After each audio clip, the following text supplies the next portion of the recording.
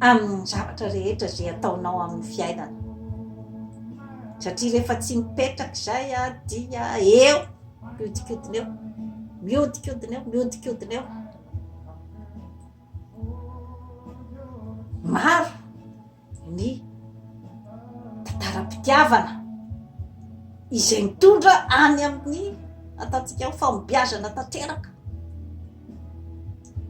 na amin'ny fiainan'ilay olona na amin'ny fiainan'ny firenena. Karazana fifankatiavana ohatra amin'ny mpitondra iray dia ny président frantsay izay avy maty teo tamin'ity taon'ity zany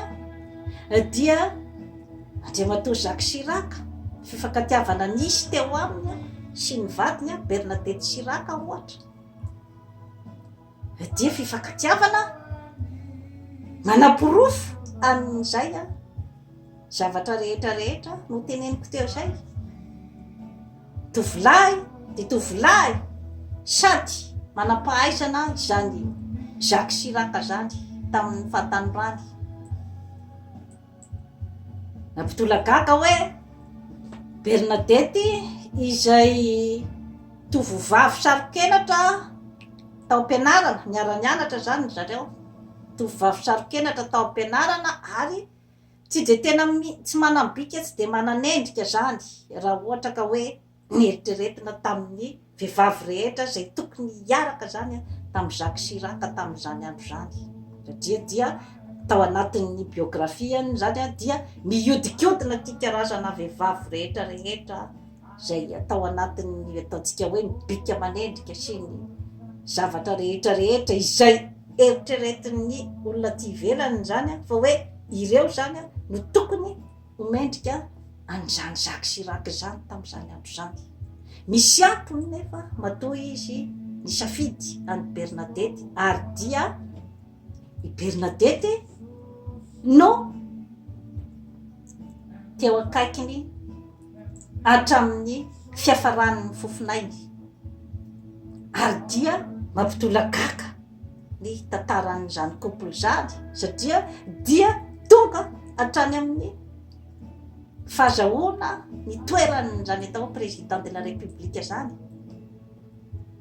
ny fifankatiavan'izy roa satria misy zavatra nifameny tao.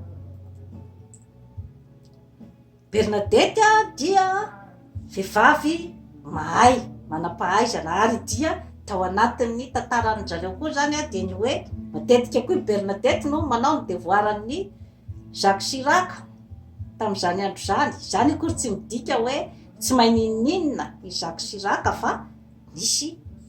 fakingana bebe kokoa zany tao amin'ny Bernadette tamin'izay lafin'izay. Ary i Bernadette zany dia zanaky ny ataontsika hoe noblesse izy zany tao France, fa Chirac zany dia avy amin'ny fianakavian'olona tsotra, izay tsy midika hoe de intérêt fotsiny ve zany no mety niarahan'ny Jacques Chirac tamin'ny Bernadette. Tsy etompoko, nisy fitiavana nipetraka tao amin'ny couple-ny ireo mpivady ireo ary na dia tao ara hoe nanana ny aventurany inga Chirac tamin'izany andro zany tamin'ireo vehivavy manodidina azy dia nisy foana zany ny toerana izay napetrany tamin'ny Bernadette ary dia mampitolagaga ny mpitazana rehetra fa rehefa i Bernadette ny teny hoe miala amin'ny vehivavy io ianao, izy sa izao, dia mikiropaka inga Jacques Chirac ary dia manalavitra tanteraka an'ilay maîtresse.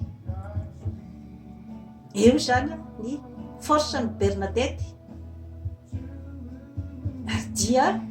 navita tantara matanjaka izany couple zany satria dia isan'ny couple présidentiel izay nakafiziny Frantsay ary dia isan'ny nanana ny ataontsika hoe zany hoe bonne présentation amin'izany Frantsay izany tamin'izao tontolo izao izany couple zany ary dia voaporofo zany fa tamin'ny fahafatesan'ny Andriamatoa Jacques Chirac dia maro dia maro ny président de la république eran-tany izay tongana nanatrika ny finirahan'izany Jacques Chirac izany. Nitomboka teo amin'ny fifankatiavan'ny mpifankatia anankiroa zany ny tantara ary dia ny afara tany amin'ny fahazahoana ny toeran'izany hoe président de la république zany ary dia nanana ny lanjany be dia be teo amin'ny fitondrana ny Frantsay koa zany Bernadette Chirac izany fa tsy vehivavy mpanaikinaiky lembenana fotsiny. Misy zavatra entiny izany ny zavatra ato anatin'ny lohantsika vehivavy ato anatsara zavatra betsaka na eo amin'ny firenena izany na eo amin'ny lafin'ny ara-pitiavana na eo amin'ny lafin'ny fikojana ny taranaka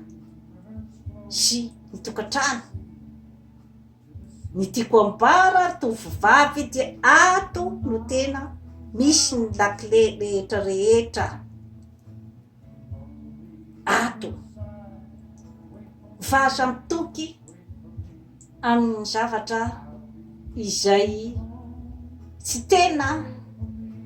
mitondra ny lakileniny atao hoe fahombiazana. Dia toy izay sy toy izay indray tompoko lahy sy tompoko vavy no azo natolotra anao anio manaova abonnement amin'ny Jeanne Forêt Santiago Canada fa hanatsara ny fiainanao. Bye bye.